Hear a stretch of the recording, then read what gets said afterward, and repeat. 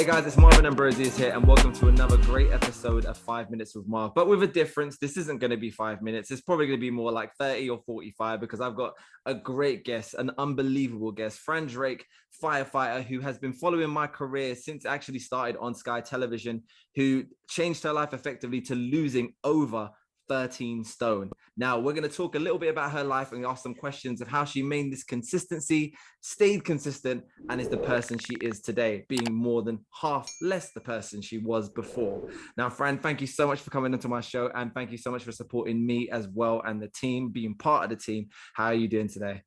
I'm good. Thank you so much for having me on. It's such a pleasure, as always, to do anything with you. I know our paths have crossed many times now, and it's always good fun to work with you and chat with you and do anything really. So yeah, hi. No, definitely. But yeah, let's go straight into nitty gritty. Okay, so what was your top weight? What was the heaviest you ever were? I think at my biggest, I was 24 stone, 7 pounds. 24 stone, 7 pounds. I just need people to really understand, like anybody who's listening to this now, think of your weight and where you are and think of 24 stone, 7 pounds. Now, how tall are you, Fran? 5'5". Okay, now guys, really put this into context now. Like Fran was 5'5", 24 stone. Now, how did you get there to start with? Like, what was the journey getting to that weight? Because a lot of people don't realize, just as losing weight, there's a journey adding weight. We both know that together. It's not like you wake up one morning and you're like, whoa, I'm in this body. Like, you know, it was very much a vicious cycle of being unhappy and then seeking comfort in food because food was nice and it made me, you know, it was like a nice treat. And you know, so I'd have a hard day at work, and I remember I had to walk past like a supermarket on my way home, so I would go and get something nice for dinner, or go and get myself a little treat. And it's that mindset that the pounds just really crept on, and not doing any exercise, because when you're that big, it's really hard. Everything is hard. Like going up the stairs is hard. Even just thinking about doing exercise, it's just like, why would I want to put myself through that? And also not being educated enough to understand what actually a calorie is and how that affects your body and what your basic requirements are for your body as well. And until you understand that, until you're ready, everything is just going to be a battle. It's a vicious cycle of just going round and round. You feel crap, so you eat because you feel crap, you know, and it just leads one thing into another. No, I completely empathize and exactly know where you're at, because sometimes like you convince yourself to have a meal that you don't need, and you continue eating when you're not even hungry anymore. You're just eating to eat. And again, that becomes a habit, which is a very bad habit. But at the same time, it's really hard to break that habit. So what was the first thing that actually broke the cycle? Not the thing that changed everything, but something that broke the first part of the cycle when you went, I'm going to do something about this. And then that was when it kind of started. What was the starting point? I think, like, I always refer to it as my light bulb moment. And I was looking at like holiday photographs from the year before, and everybody does the same thing. Like, I know I'm not alone in this. When I go on holiday, you're like, right, I've got so many months to go on holiday. I want to lose a bit of weight, you know, feel a bit nicer in a swimsuit. And I remember I tried so hard for that holiday to just lose a couple of pounds, but because I didn't know what I was doing, I didn't understand how to lose weight. I was just doing these crazy fad diets, and I was starving, and I was like, I was unhappy, but I was like determined to get into this swimsuit and to look nice on holiday. And I remember thinking, when I saw this photograph a year later, and I remember thinking how sad it was. I tried so hard and I still looked like that. And then in that photograph, I really kind of saw myself how everybody else would see me, and it was such a shock factor that I thought, I'm in my 20s and I'm probably one visit away for the doctors to being told that I'm diabetic or I'm gonna have leg ulcers. Like that lit a fire under my butt so big that it still burns today. Like, you know, it really kind of brought to the forefront of, I don't want to be that person. I don't want to be in my 20s with leg ulcers. I don't want my knees or my back to hurt all the time. And it was almost just like, light bulb, something's got to change. And that night, and it had to be that day, I knew in my mindset that if it wasn't that day, it would always be, I'll do it tomorrow, I'll do it next week. So it had to be that night. So I went and found my nearest Simmerwell group that night. and I waddled in.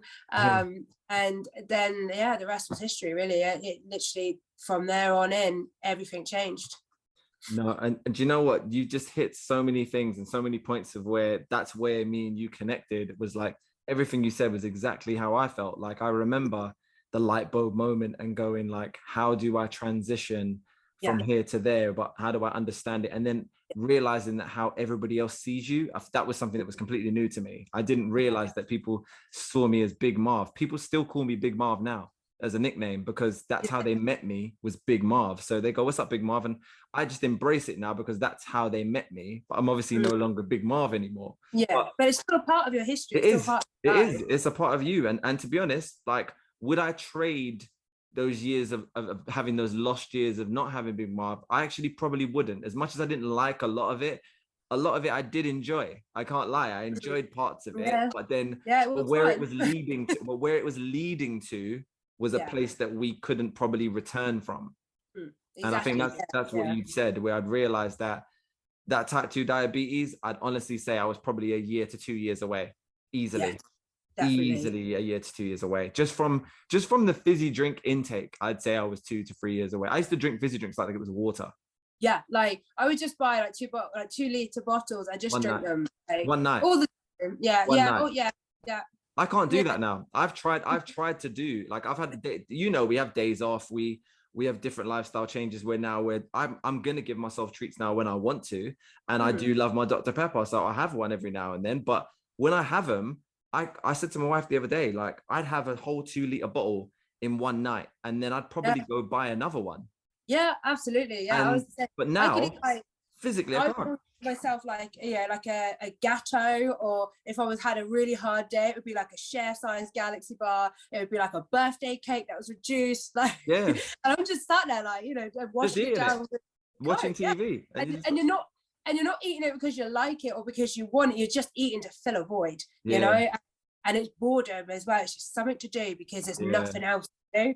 And I think that is the biggest thing, is like, when you're bored, I still, even now, sometimes I'll just go and check out my fridge. I'll just go, open it, have to move stuff around, Luckily days I fill it full of, full of the right foods. Exactly. And that's another thing we're going to talk about, is like that change as well, of understanding where you got the education from. What was the first point of reference to where you went, okay, this is what I'm going to do to get this result, to then hopefully move on to here? And once you saw that change, how did you keep that going?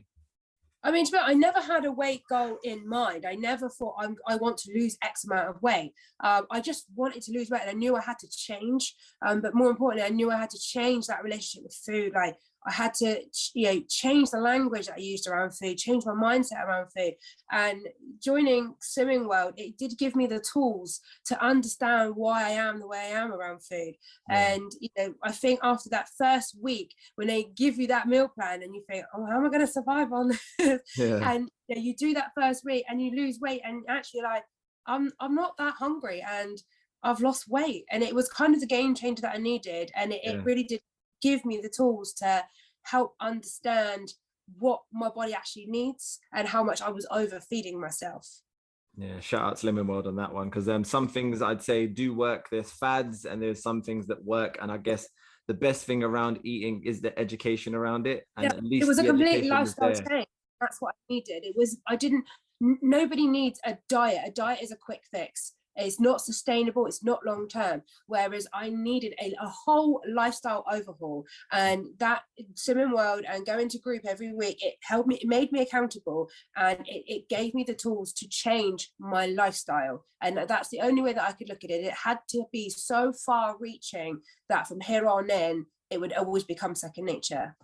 No, that's good. And leading on to that now, like when you lost your first, let's say your first stone, did that feel like a milestone, pun intended? Yeah, it was like, it blew my mind that I could lose a stone, and in that body, and it was just like, I was so proud. And after so many people had said, oh, you joined cinema, I bet you don't stick it. It was almost like, I'm going to show you, I'll show you, I will stick to it, and I will do my absolute best.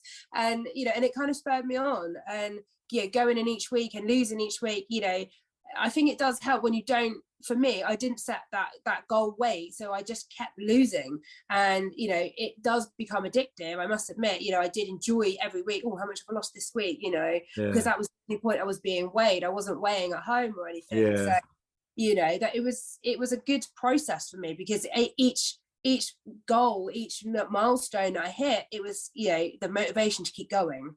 Yeah. So do you still bump into the people that know the old Fran Drake?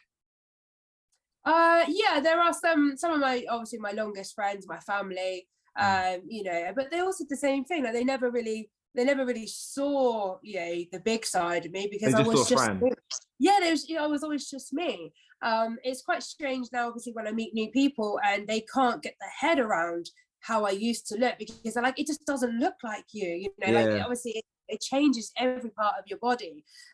So it is quite strange, because some of my older friends and obviously my family are always like, we still love you, no matter what size you are. And but new people are like, that's crazy, like they really see the difference, whereas my old friends are like, you look great, but you look great then too. So yeah, I know. I completely same thing with mine. There's only a few family members of mine that turned around and said, do you know what, I was going to say something, but I was going to say, like, you were getting way too big. And I was like, why didn't you say anything? Or like, I just didn't know what to say. And I've looked at some of the pictures of what they were talking about, and I've gone, wow, it's such a gray really area, I think, because obviously people don't want to offend, but they also have your best interest at heart. And I think when you are that big, you don't want to hear it. And I certainly you don't.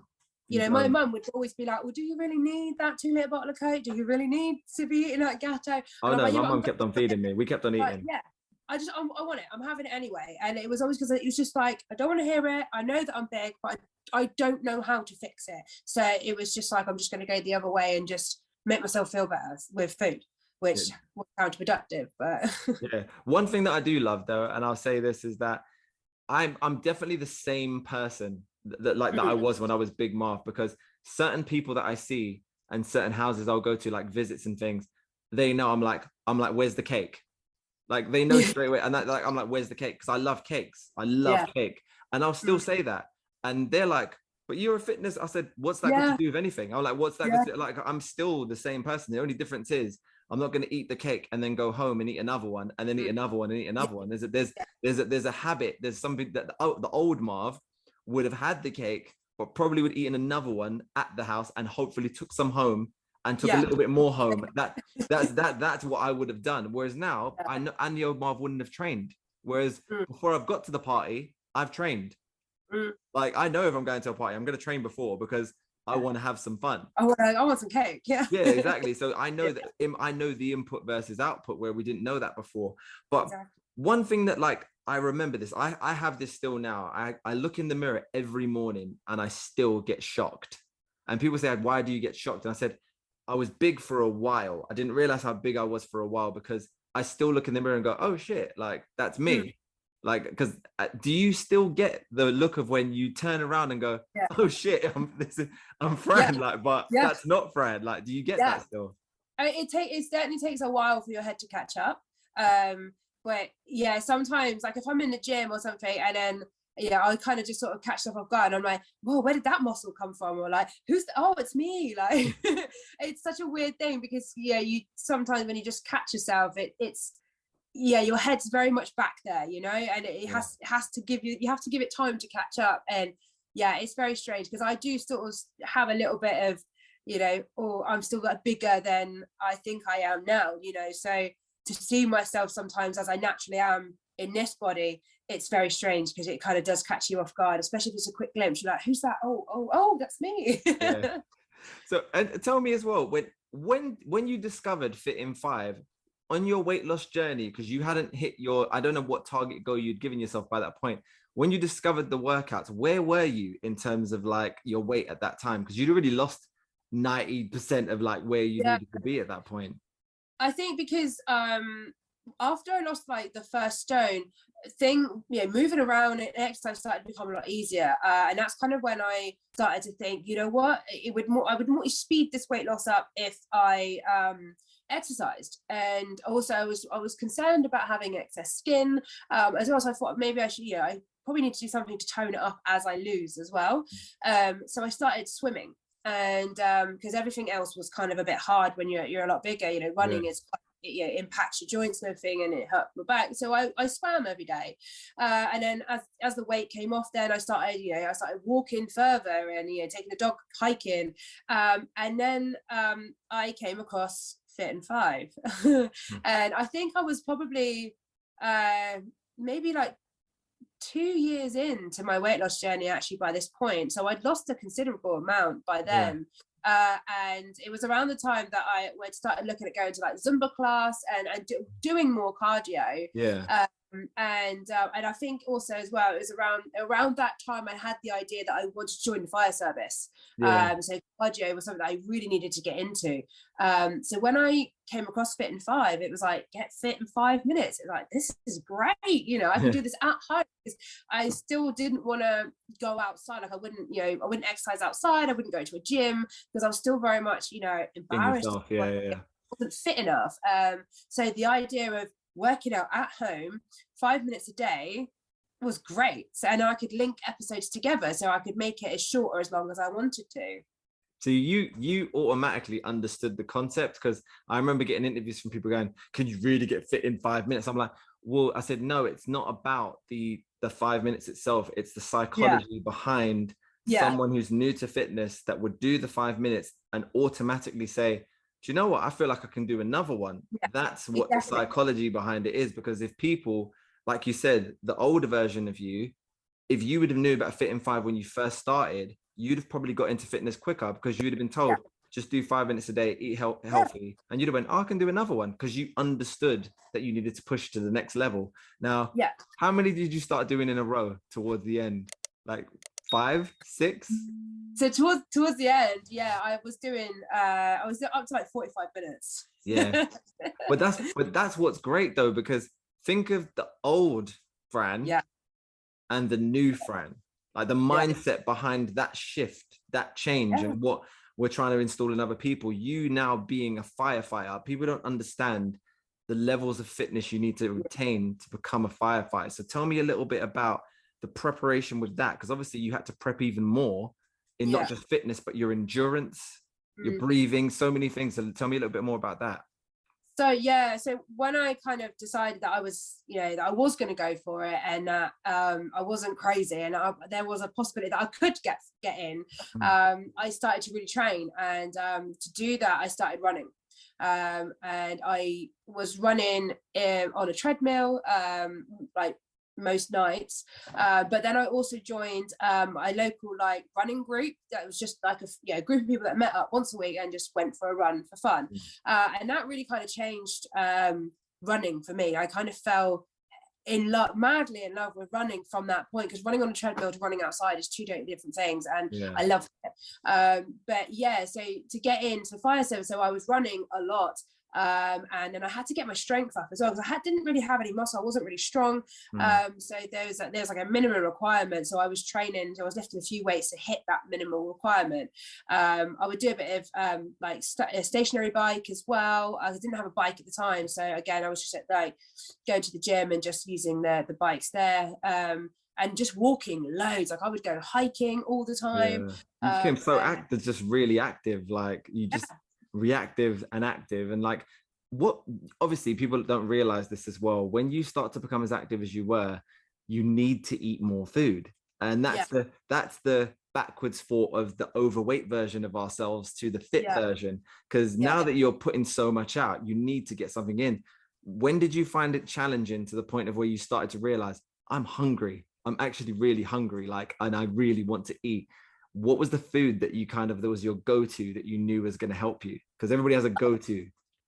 Carbs. I would just eat carbs. I love carbs. So I love that you just said that as well, because that's gonna take the myth away from what I've always said to people. Carbs are not the enemy. Carbs are your friend. No, carbs are literally your best friend. Because I run so much and I run so far in one sort of session, for me, carbs are literally my life. If I don't have carbs, I won't lose weight. I will hold on to it. I get really aggy, and I just feel really like ill and just really like lethargic. It drains, don't have any energy. Like you can't get the energy source from fat on your body because you don't have enough fat anymore to do those runs without it. Yeah. So I would just have like, I would have like, you know, like a healthy pasta bake. I would make myself like frittatas, anything really that was just sort of like really carb heavy, but was still healthy, you know. I mean, it helps as well that obviously I'm a vegetarian, so I could make it, I could bung loads of veg in it and get all that real goodness in. While and the vitamins, the multivitamins you were getting through the veg as well, something that a lot of people don't realize, which is great. Yeah, definitely. You need that goodness in, because obviously if you're training hard, you've got to put it back in because you're just stripping it all out. So you got to get the goodness in to get the good stuff out. No, wicked. And with like your journey now, like you are, just to announce people, you are one of my fitness coaches. Like I when I met Fran, I was like, you've got to take this further. You've got to be more, because you're an ambassador to not just fitness, but to the mindset of where I once was, but as a woman.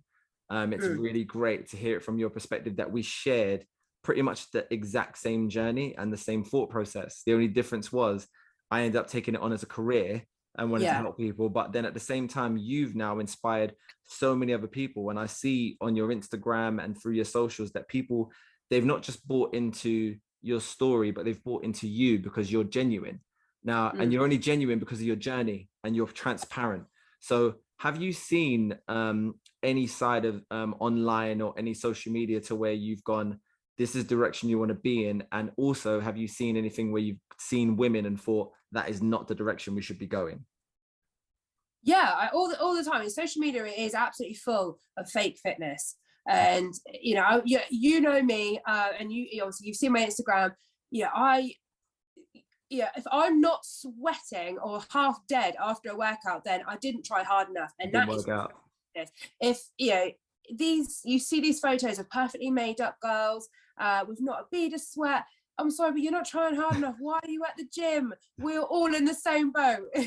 You know, you go to the gym to get fit and healthy, and the only way you're going to do that is by sweating and working your butt off. So why are you going into the gym and leaving perfectly made up? That is not the example we need. Sweating is okay. We should be celebrating because you worked hard for that. And you know, everybody goes red when they run. Everybody sweats. It hurts. Exercise should be fun, and you should know your body has worked out. You should not be in pain. I see these crazy exercises that people are doing, and I just think, why? You're only going to hurt yourself doing that.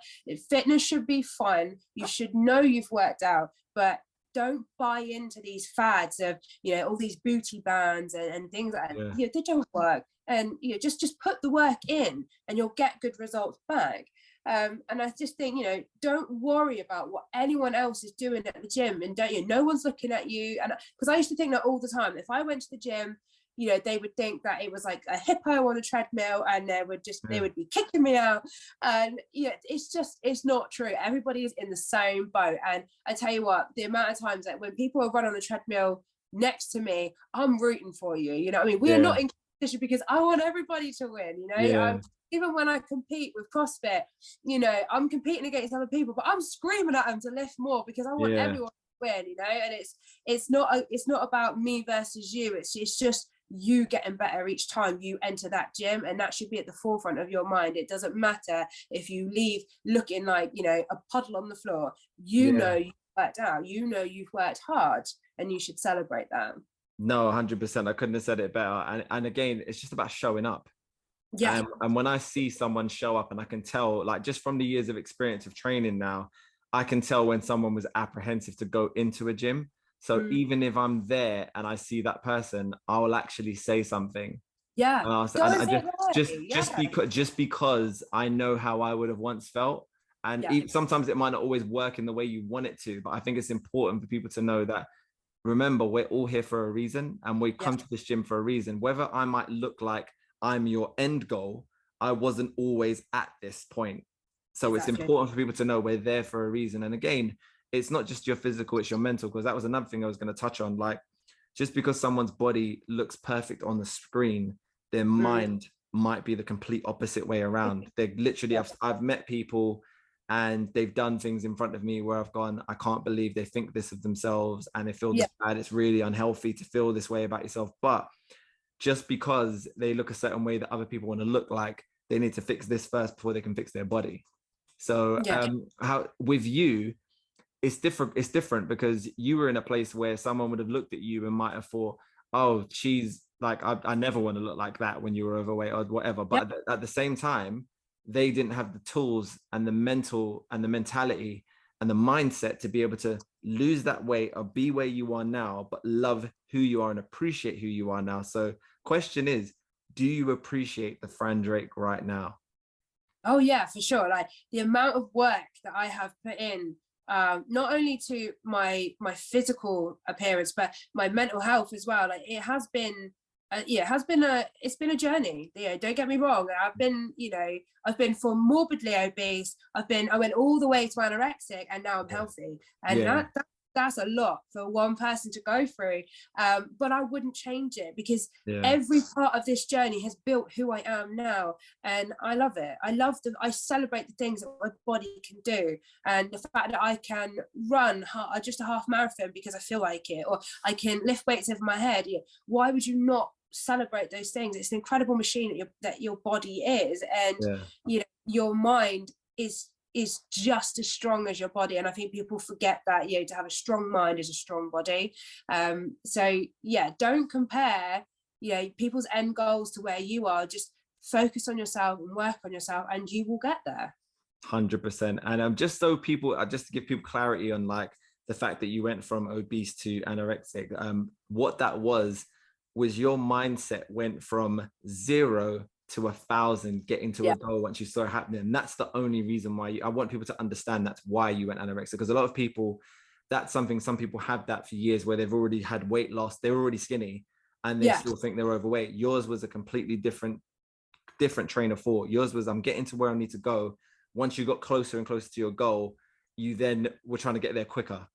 And then, and that was the only reason why you kind of was that. Am I right in saying that? Yeah, it was almost like, I just became all about losing weight, and I didn't understand, how to train outside of cardio, and I became quite fearful of going backwards. And I think for some people that is quite a motivation of, I don't want to go back to the way I was, but I hadn't really addressed my mindset around food. The deeper issues.